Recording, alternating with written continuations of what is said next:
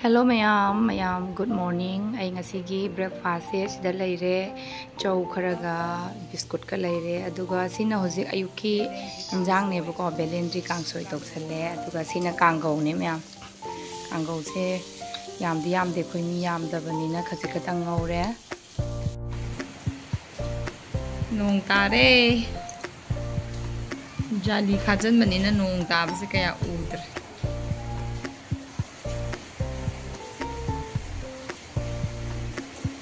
nong yam kana haidari Tatomba nong tari nong tabre ngo uraba nong taba uraba ure hayo ure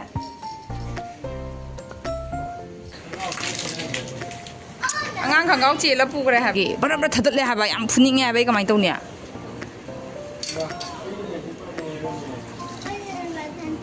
tawra mi ji ngo habani da tu kon theng ai dai ma kholam ta en tawra ga lei je ta yung yam ne phatar di mai na thatat la mi ba khut that tha no yong ne si bu ro lei that la ga ta thudek pa ya na ba na si di yam kan bane ba a thudek pa ya dren sa da na tawra mi ba thudi mi ba khuthek chi ne si bu tôi chung một sai da moi pizza ram ne na sai da pizza ba ya dam ne moi nuksi ba da ba yong ne ba elastic ase lo ni si yong to aduga mayam sina saugri ne nahan lairak pane ado saugri se loina manthoga thammage manthoga thammaduna thongam dai da yam thuna thongba yai dana ko aduga pachu pasalaktre dana aduga si mayam se manthoe